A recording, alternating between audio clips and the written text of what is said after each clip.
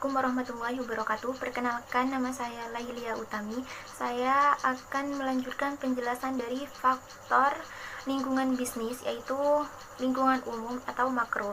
Yang keempat, lingkungan sosial budaya dan demografi.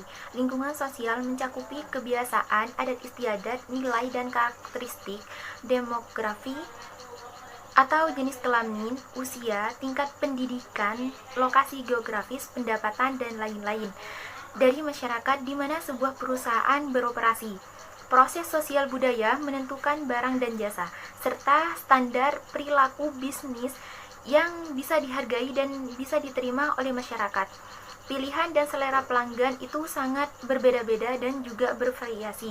Jadi, perusahaan itu perlu memperhatikan adanya perubahan sosial budaya dengan menyesuaikan strategi bisnis, terutama pemasarannya dengan kondisi nilai sosial, kebiasaan, dan selera konsumen.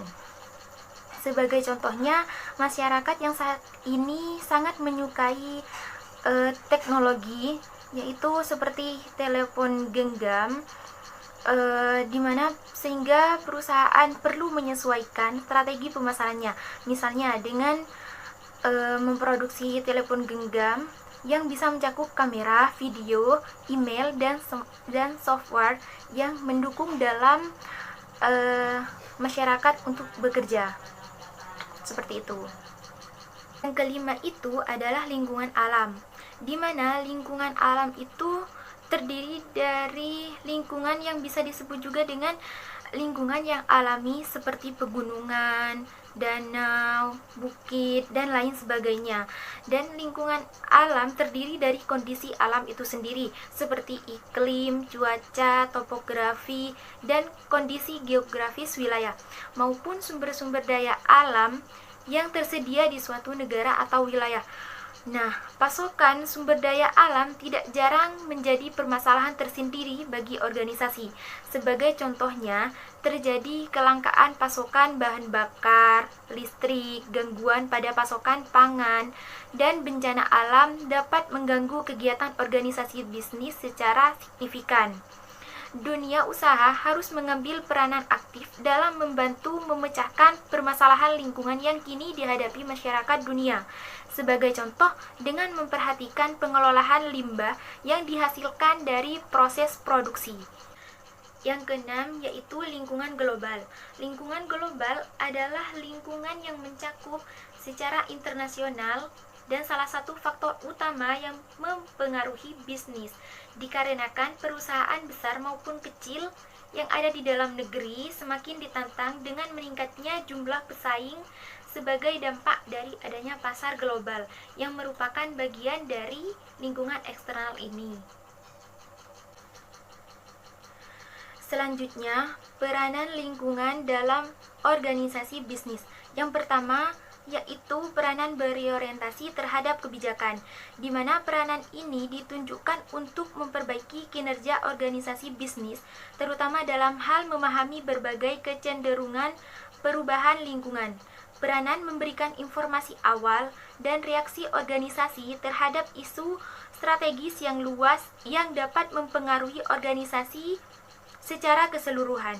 Yang kedua, peranan berorientasi pada perencanaan strategi bisnis terpadu. Secara umum, peranan ini mempersiapkan peramalan lingkungan bisnis guna memperoleh asumsi dasar tentang perencanaan organisasi bisnis dan menyediakan informasi tentang lingkungan bisnis yang relevan. Yang ketiga, peranan berorientasi fungsi. Peranan berfungsi untuk memperbaiki kinerja organisasi bisnis melalui kinerja fungsi yang secara spesifik. Selanjutnya, pengertian lingkungan internal menurut Harry Ahmad Bukhari dan Jasmine Saladin mengemukakan bahwa lingkungan internal adalah para pelaku yang secara langsung berkaitan dengan lingkungan yang mempengaruhi perusahaan. Sedangkan menurut Wispandono, lingkungan internal adalah lingkungan organisasi yang ada di dalam suatu organisasi. Analisis ini ditunjukkan untuk mengetahui kekuatan dan kelemahan organisasi relatif dibanding dengan cara pesaingnya.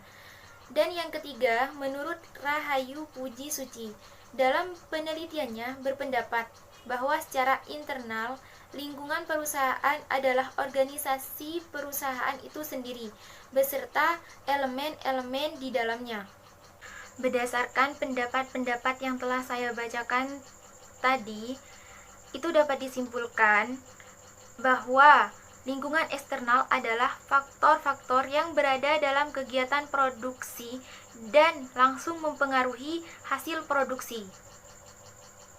Contohnya itu seperti tenaga kerja, peralatan dan mesin, dan juga permodalan seperti pemilik, investor, pengelolaan dana. Analisis lingkungan internal, di mana analisis ini ada 3. Menganalisis hubungan antara strategi perusahaan dan tanggapan terhadap lingkungan. Yang kedua, menganalisis kecenderungan, faktor, dan masalah utama yang diperkirakan mempunyai dampak penting terhadap perumusan strategi. Dan yang terakhir, mencoba meramalkan kemungkinan yang akan terjadi pada masa yang akan datang dalam lingkungan.